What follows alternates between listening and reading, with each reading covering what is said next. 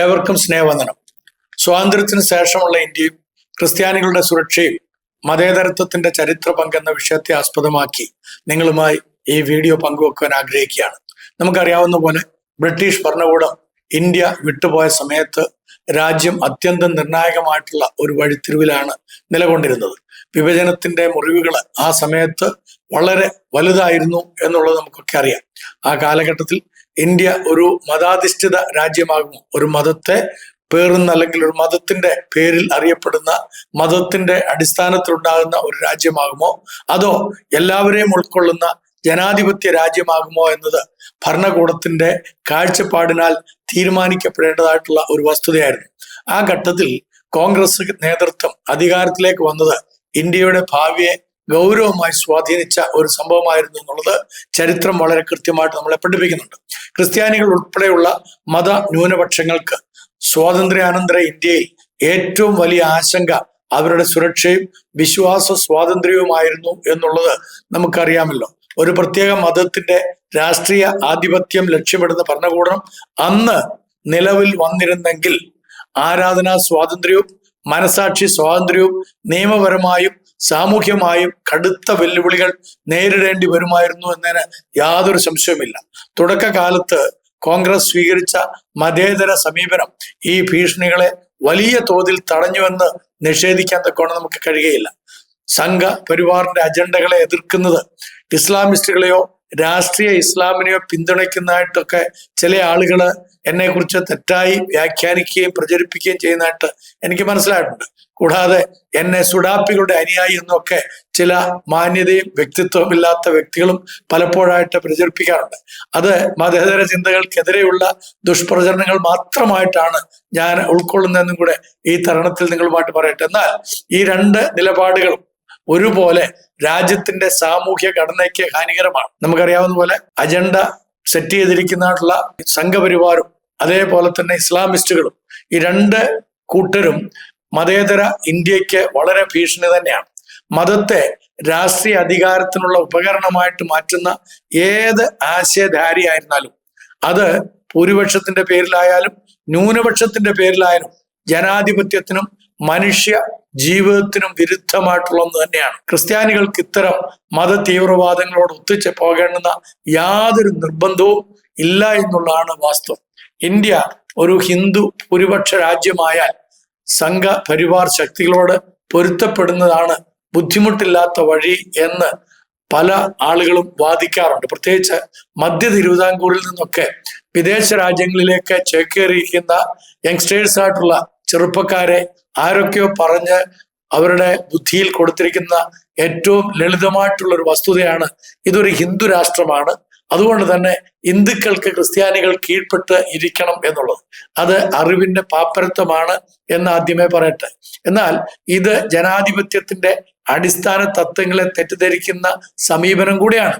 ജനാധിപത്യം ഭൂരിപക്ഷത്തിന്റെ ആധിപത്യം മാത്രമല്ല, എല്ലാ പൗരന്മാർക്കും തുല്യ അവകാശങ്ങളും തുല്യ ബഹുമാനവും ഉറപ്പുവരുത്തുന്ന സംവിധാനമാണ് ജനാധിപത്യ മൂല്യം എന്ന് പറയുന്നത്.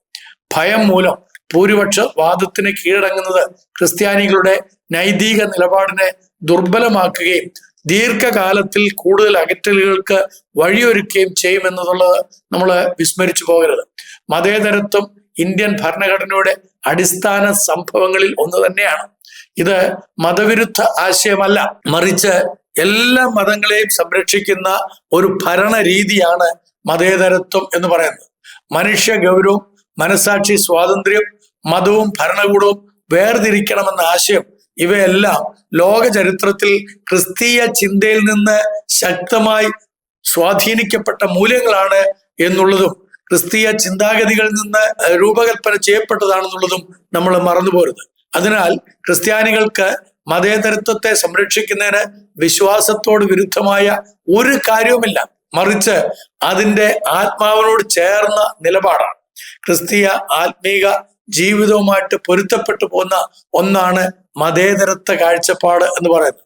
ഇന്ത്യയിലെ പ്രധാന മതസമൂഹങ്ങൾ നീതി, സമാധാനം, സഹവർത്തിത്വം തുടങ്ങിയ അടിസ്ഥാന മൂല്യങ്ങളിൽ വലിയ സാമ്യം പങ്കുവെക്കുന്നുണ്ട്. അത് ഇവിടുത്തെ സാധാരണക്കാരായ ഹൈന്ദവ സഹോദരങ്ങളും സാധാരണക്കാരായ മുസ്ലിം സഹോദരങ്ങളും എല്ലാ ക്രൈസ്തവ സഹോദരങ്ങളും ആ ഒരു മൂല്യങ്ങളിൽ ഊന്നി വേണം ജീവിക്കാൻ. അങ്ങനെയാണ് ജീവിക്കുന്നത് നമുക്കറിയാം. അപ്പൊ ഈ പങ്കുവെക്കുന്ന ധാർമ്മിക അടിത്തറയാണ് ഇന്ത്യയെ ഒരു ബഹുസ്വര രാഷ്ട്രമാക്കി നിലനിർത്തിയത്. അല്ലായിരുന്നുവെങ്കിൽ ഇന്ത്യ ഒരൊറ്റ മതത്തിന്റെ രാഷ്ട്രീയ തിരിച്ചറിവിലേക്ക് വഴുതി മാറിയേക്കാമായിരുന്നു. മതാധിഷ്ഠിതമായി സ്വയം നിർവഹിച്ച ചില അയൽ രാജ്യങ്ങളുടെ അനുഭവങ്ങൾ നമുക്ക് വളരെ ശക്തമായി നമ്മുടെ മുന്നിൽ തന്നെയുണ്ട്. അവസാനമായി പറയേണ്ടത് ഇതാണ്: ക്രിസ്ത്യാനികൾ ഭയത്തോടെയോ നിശബ്ദ കീഴടങ്ങിലൂടെയോ അല്ല, മറിച്ച് വിവേകത്തോടെയും ധൈര്യത്തോടെയും പൊതുസമൂഹത്തിൽ ഇടപെടണം, രാഷ്ട്രീയ കാര്യങ്ങളിൽ ഇടപെടണം.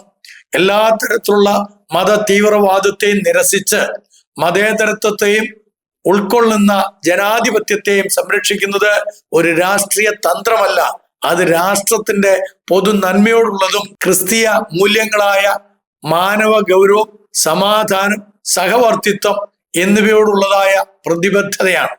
അതുകൊണ്ട് തന്നെ ക്രിസ്തീയ വിശ്വാസികൾ വോട്ട് ചെയ്യുന്നത് മാത്രമല്ല അവരുടെ ഉത്തരവാദിത്വം, മറിച്ച് രാഷ്ട്രീയപരമായി ചിന്തിക്കാൻ തക്കവണ്ണം ഉത്ബോധനം നടത്തുവാനും സമൂഹത്തെ ശരിയായ വിധത്തിൽ നയിക്കുവാനും അതിനുള്ള നേതൃത്വം കൊടുക്കുവാനും തക്കവണ്ണം ക്രൈസ്തവ സമൂഹത്തിന് സാധിക്കണം. കാരണം നമ്മൾ കേവലം 2.4% ഈ ഭാരത മണ്ണിൽ ഉള്ളൂ എങ്കിലും നമ്മൾ ഈ രാജ്യത്തിന്റെ ഉപ്പാണ്, നമ്മളാണ് ഈ രാജ്യത്തിന്റെ പ്രകാശം. അത് മറന്നു പോകരുത്. എല്ലാ മനുഷ്യരെയും സ്നേഹിക്കാനും എല്ലാ മതങ്ങളെയും ഒരേപോലെ നോക്കിക്കാണാനും സാധിക്കുന്ന ഒരു കാഴ്ചപ്പാടും കൂടെ നമ്മുടെ ജീവിതത്തിൽ ഉണ്ടാകണം. അതിന്റെ അർത്ഥം നമ്മൾ മറ്റ് മതങ്ങളിൽ ഉള്ള കാര്യങ്ങളെല്ലാം നമ്മളിലേക്ക് ആശ്ലേഷിക്കണം എന്നുള്ളതല്ല, മറിച്ച് ക്രിസ്തീയ മൂല്യങ്ങളിൽ ഊന്നി നിന്നുകൊണ്ട് തന്നെ, ക്രിസ്തീയ സ്നേഹത്തിൽ ഊന്നി നിന്നുകൊണ്ട് തന്നെ മനുഷ്യരെ സ്നേഹിക്കുക, മാനവികതയുടെ ആ മഹത്വത്തെ എപ്പോഴും നമ്മൾ ഉയർത്തിപ്പിടിക്കുക. അങ്ങനെ നമ്മുടെ രാജ്യത്തിന്റെ നന്മയ്ക്ക് വേണ്ടി എല്ലാ ഞായറാഴ്ചകളിലും എല്ലാ വിശുദ്ധ കുർബാനകളിലും പ്രാർത്ഥനകളിലും രാജ്യത്തിന്റെ പ്രധാനമന്ത്രിക്ക് വേണ്ടി, പ്രസിഡന്റിന് വേണ്ടി, രാഷ്ട്രീയ നേതാക്കന്മാർക്ക് വേണ്ടി, പ്രതിപക്ഷ നേതാക്കന്മാർക്ക് വേണ്ടി, നമ്മുടെ സംസ്ഥാന മുഖ്യമന്ത്രിക്ക് വേണ്ടി, ഇവിടുത്തെ MLA-മാർക്ക് വേണ്ടി, MP-മാർക്ക് വേണ്ടി ഒക്കെ നമ്മുടെ പ്രാർത്ഥനകളിൽ സജീവമായിട്ട് പ്രാർത്ഥിക്കാറുള്ളത് പോലെ തന്നെ അവരെ സ്നേഹിക്കുവാനും അവരെ ആദരിക്കുവാനും കൂടെയുള്ള ഉത്തരവാദിത്വവും നമുക്കുണ്ട്. ആരെയും നമ്മൾ അകറ്റി നിർത്തുന്നവരല്ല, മറിച്ച് ചേർത്ത് നിർത്തുന്നവരാണ്. കർത്താവായ യേശു ക്രിസ്തു ചെയ്തത് എന്താണോ അതാണ് നമുക്കും ചെയ്യാനുള്ളത്, ഏവരെയും ചേർത്ത് പിടിക്കുവാനും.